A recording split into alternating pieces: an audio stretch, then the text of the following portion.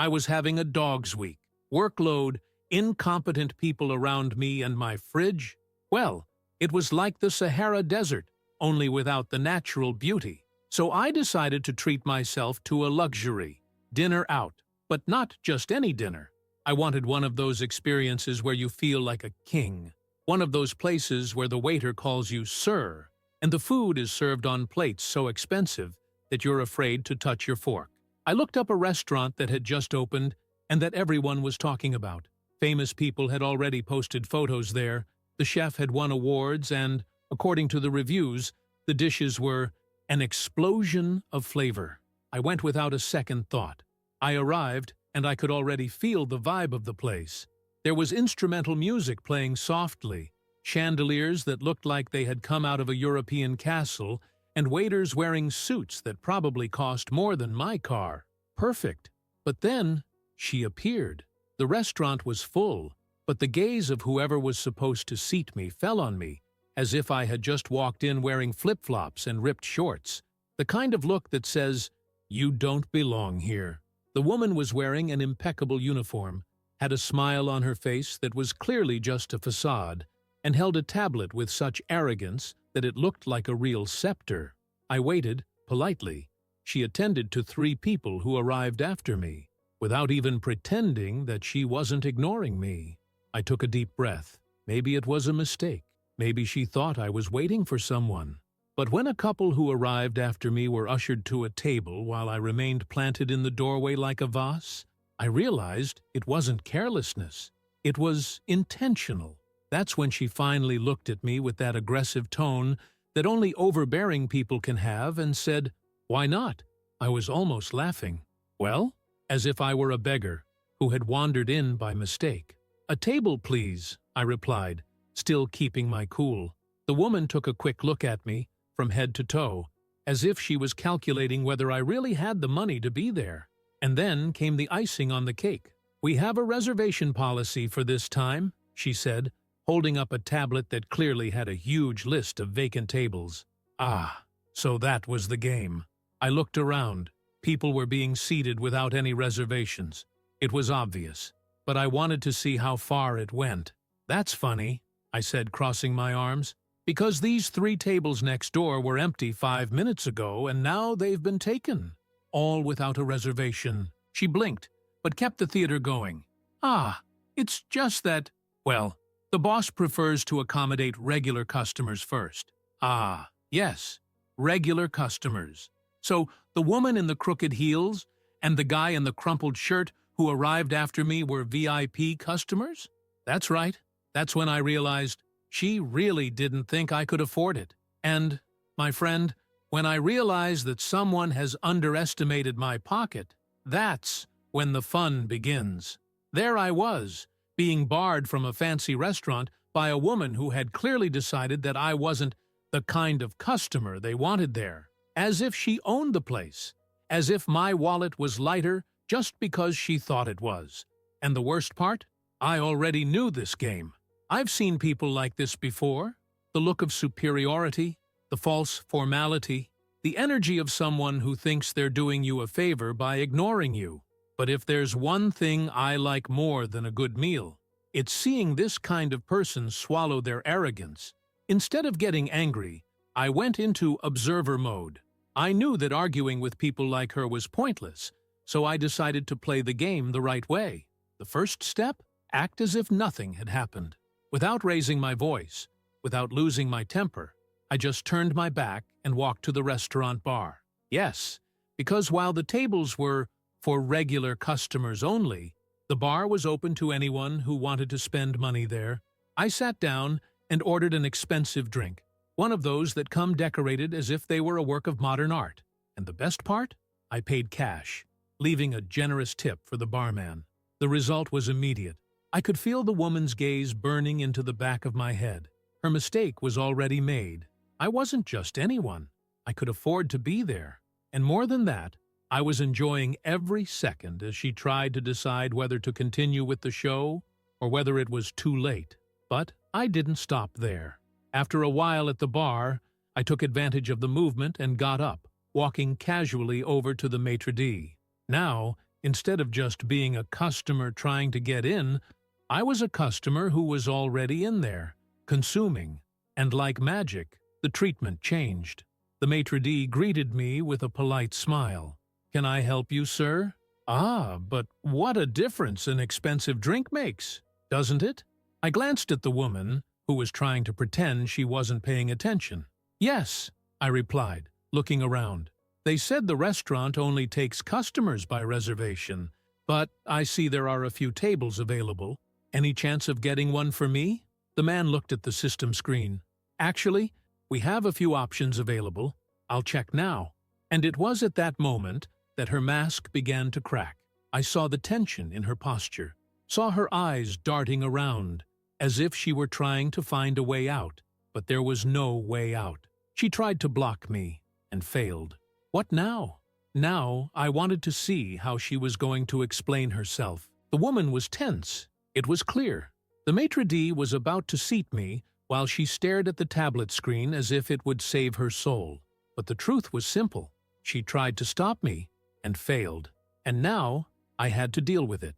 While I waited for my table, I took the opportunity to look around.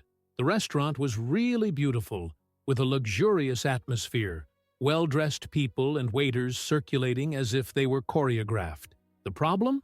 None of this was worth anything when you had staff acting as if they were the guardians of royalty, deciding who did or didn't deserve to sit there.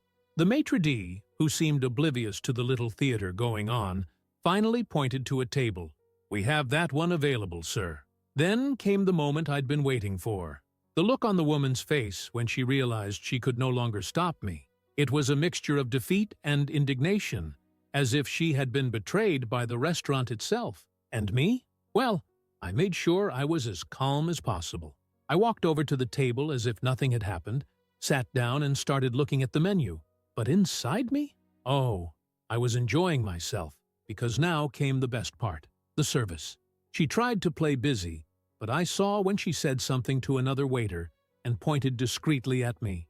I bet she was trying to pass the problem on to someone else, only nobody seemed willing to buy her argument. And I loved every second of it. After a few minutes, she had to come over to my table herself. You could feel the unwillingness in her steps. A woman who, until a few minutes ago, thought I shouldn't even have set foot in there, was now obliged to serve me. Her cynicism came through strongly, the professional tone, but with an almost palpable venom. "Ready to order?" Ah, but of course I was ready. I could have ordered something simple, but I decided that since I was there, I would enjoy it. I chose the most expensive dishes, the most sophisticated wines, and made a point of asking about each item on the menu, as if I were a food critic analyzing every detail. She wrote everything down, without being able to openly show her anger. But I could tell, the way she clenched her pen tightly, the way she sighed between notes.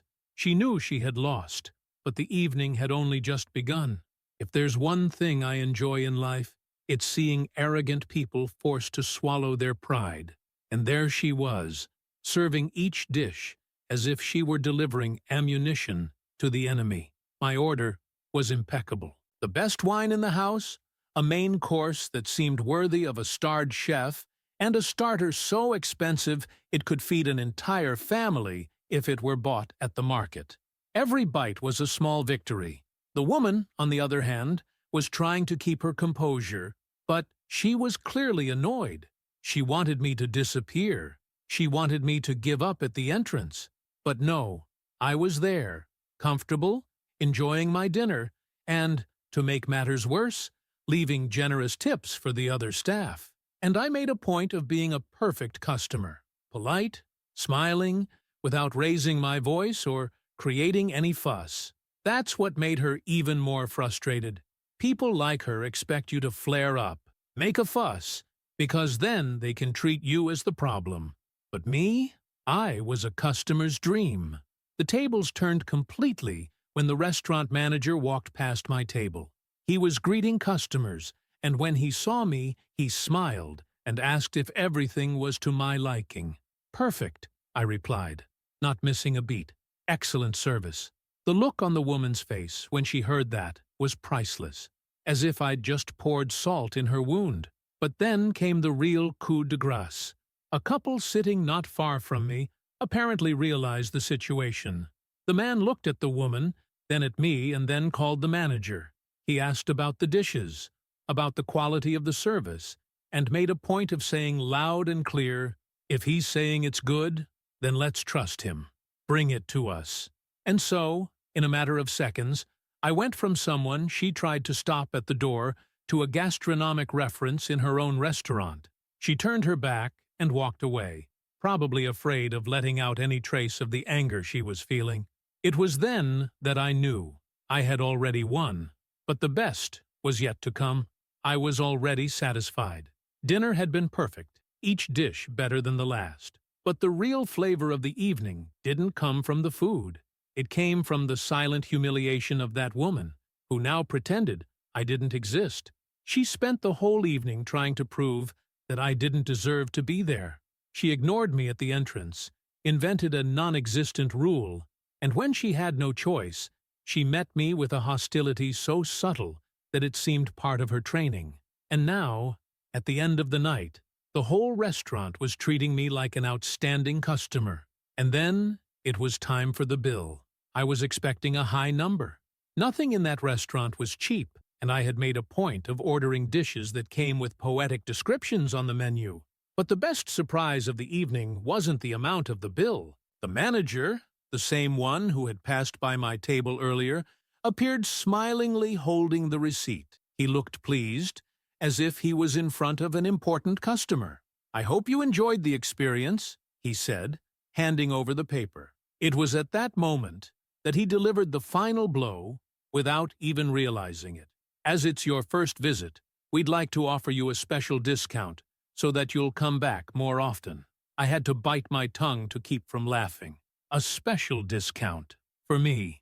At the restaurant where that woman tried to stop me from entering, I glanced at her. She was pale, her gaze fixed on some point, probably trying to process what had just happened. I didn't need a discount. I could pay the whole bill without blinking, but fate had decided to be generous with me, and I gladly accepted the gift. The manager stood there for a moment, waiting for my feedback. I nodded with a polite smile, as if it was the most natural thing in the world. I took out my card and handed over the bill for payment. While I waited, I made a point of relaxing in my chair, observing my surroundings with the calm of someone who belongs exactly where they are. The woman, on the other hand, couldn't hide her discomfort. Her shoulders were stiff, her hands occupied with something to avoid having to look directly at me. It must have been a shock to realize that not only could I pay, but now the restaurant itself wanted me to come back. When the payment was complete, I left a generous tip for the waiter who had really served me well. The young man smiled his thanks, while the woman just clenched her jaw. For her, not a penny, not a glance, not even a thank you. People like her don't deserve recognition. The only payment she got was the shame of having tried to put down someone who, at the end of the day, came out of there much better than she did. I stood up, straightened my jacket, and walked slowly to the exit. The restaurant was still busy, customers coming and going, waiters going from table to table. The difference was that now I was part of the atmosphere, and she knew it. Before crossing the threshold, I made a point of taking one last look around, not at her, but at the restaurant as a whole, as if assessing whether it was worth coming back. And deep down, I knew that one day I would, because now, every time that woman saw a customer coming in without a reservation, without fitting exactly the profile she considered suitable, she would remember that day, the day she tried to bar me, and failed miserably. Have you ever had to deal with someone like that? The kind of person who judges you without even knowing you? Tell me in the comments. And if you like this story, like it, and subscribe to the channel so you don't miss any more videos like this. Want more? Click on the card above and enjoy. See you in the next one.